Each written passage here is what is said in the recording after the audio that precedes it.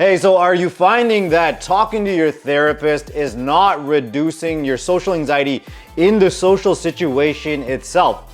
So it feels great. You go, you talk to your therapist, you get the validation, and you get things off your chest. You feel like $1,000,000 leaving the therapist's office. But then when you get in the social situation, it's the exact same disconnected, in your head, and overwhelming experience. If this is something that you're noticing, stick around, because in this video, I'm gonna help you understand why talking to your therapist and ultimately talking about social anxiety is not reducing your social anxiety. And then I'm going to explain the approach you need to take to reduce your social anxiety, but most importantly, how to prevent it from being triggered up in the social situation itself. Let's dive in. And before we do, just a heads up, this is what I do, what I've dedicated my life's work to. So if you need help, if you need support, there's a link below the video to speak with me directly, and I would love to support you with this transformation that you're trying to make. Okay, and so ultimately you're having this experience within social situations themselves. You have this inability to be present. Maybe you get the physical symptoms, you're getting the ruminating thoughts, you're feeling completely disconnected and in your head. And you're hoping that you go and you talk to your therapist, and talking to your therapist about this experience is gonna ultimately change this experience itself to make it a less overwhelming one. And so let's talk about experience, because it's not necessarily the person that you're interacting with or the social situation itself that is causing you to experience anxiety. So for us humans, what dictates what we experience? And the answer to that question is our perceptions. And I want to give you an example here. Is we all have this person that we're intimidated by at work. Maybe he's got this aggressive male energy. He lets his anger fly. He lets his judgments fly. Very outspoken, very expressive. And in his presence, for example, for you, you might feel like you regress into a little child. You have this feeling when you're around him, you emotionally shut down. You have thoughts in your head. Don't say anything that's going to get you in trouble. You feel like you're going to get yelled at. You feel like you're going to get hit. So you have this experience. But then we have our coworker, for example. We all have this coworker. She thinks that he's actually really kind. She perceives that when he dumps his anger out, he gets super expressive, super judgmental. She perceives him as maybe stressed out. He's going through a hard time. She doesn't get intimidated at all. She actually has a lot of compassion, a lot of kindness. Oh, you know, he really means well. I think he's just really stressed out. Whereas for you, on the other hand, you're regressing. You're feeling complete terror down to your bones. So two different perceptions leading to two different experiences. How you're perceiving the situation is leading you to having an anxiety-provoking experience, a triggering experience. How your coworker's perceiving it is leading her to having a completely different experience of the same personality. And if this is making sense, let me know in the comments. You have that coworker where it's making you feel like, am I crazy? I swear this guy's a narcissist. He's raging, he's a control freak. She has no reaction. Completely calm, thinks he's like the sweetest person in the world. Let me know in the comments. Okay, so it's our perceptions that lead us to having certain experiences, maybe triggering, overwhelming, maybe we're shutting down in these situations. How do we update our perception so that we respond as calmly as our coworker? Because which perception is right? Which one is wrong? There is no right and wrong. It's your perception is your perception, and your perception, it depends on your life experiences. And your life experiences, especially the ones that impacted you in a negative way. For example, they made you feel like there was something wrong with you. They made you feel like you were different, like you didn't belong, like you had no value, you weren't likable, you weren't lovable. These are the experiences that cause your internal system to be configured in a certain way. What do I mean by internal system? I want to show you this diagram here.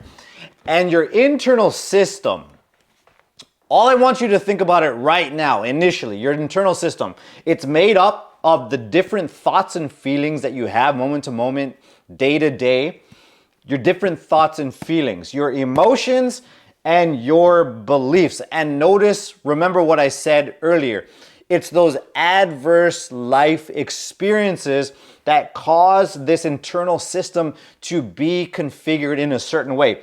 So at the bottom of this funnel, we're gonna cover why it's shaped like a funnel in just a bit. But at the bottom of this funnel is your beliefs, but in other words, they're the wounds that you carry from your past. Remember those experiences where you felt like there's something wrong with you. You felt like you're different than other people. You felt like you didn't belong. And those wounds or those core beliefs, they cause you to have certain emotions, which cause you to have certain thoughts and feelings. Really important here is that you'll see here, thoughts and feelings, they occur in your mind. This is very, very important. As you go to the right here, towards this side of the funnel, you will have more awareness and more volume. So you are going to be aware, for example, that when you're in the social situation, you know the different thoughts you're having. You're thinking of what to say next. You're thinking to yourself, don't say anything stupid. You're aware of these thoughts. Also, though, is you're going to be having a lot of them. They're going to be ruminating in nature. Also, you're going to be having a lot of feelings. It's never just one feeling. It's always a cocktail. So, for example, part of you is feeling scared, but part of you is feeling like it wants to connect.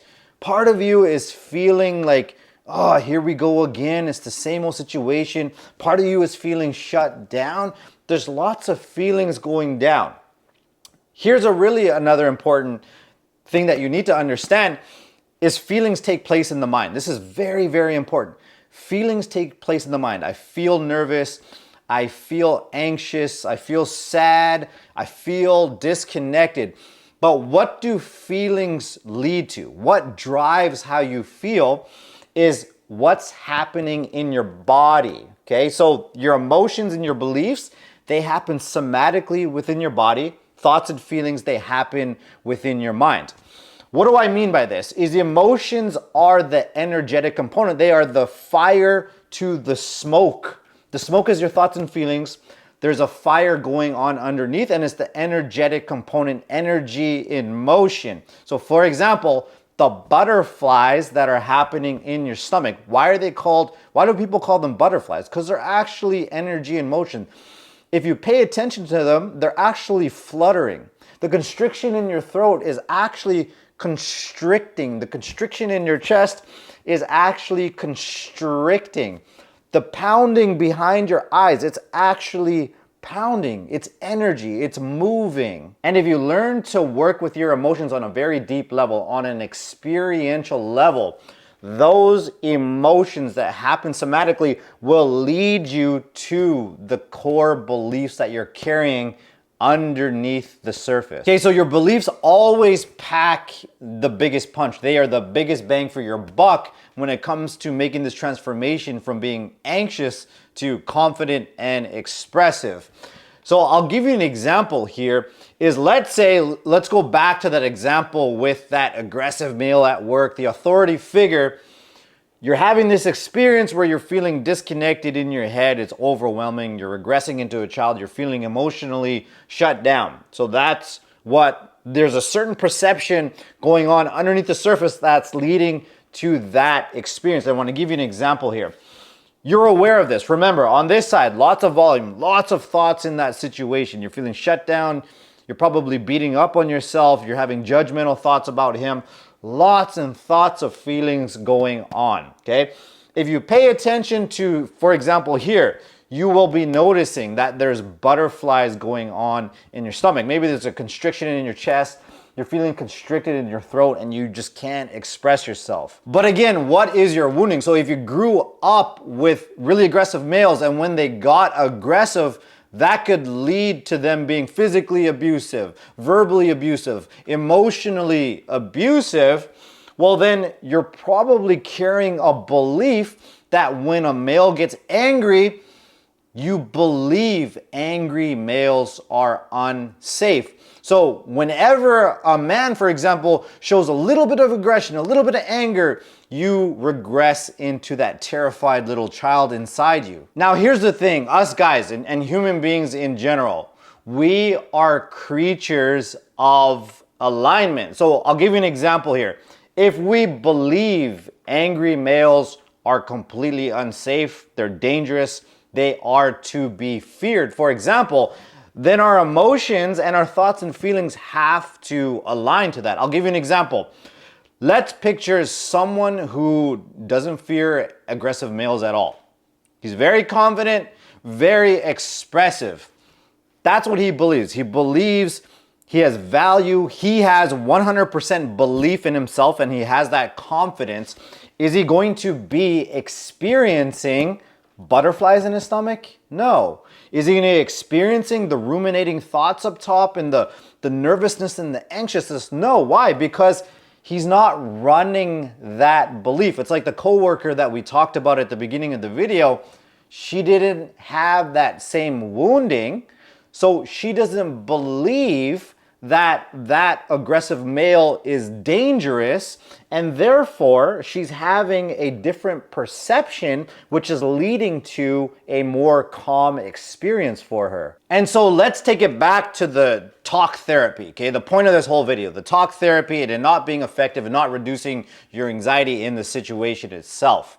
The reason talk therapy may not be reducing your social anxiety is because, remember, thoughts and feelings happen in the mind, and talking about your anxiety is yet another intellectual process.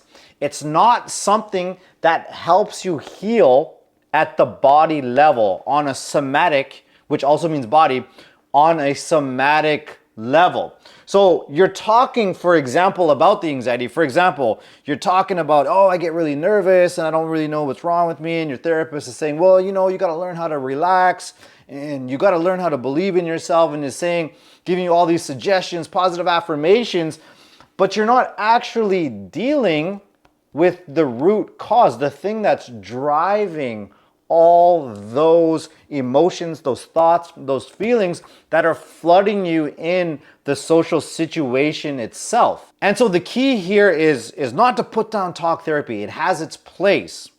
But what you are doing is you're talking about these different thoughts and feelings that you're having, and then your therapist might link it back. Well, you know, you grew up with this angry dad, or, you know, you got rejected in your childhood, and this is why you are the way you are.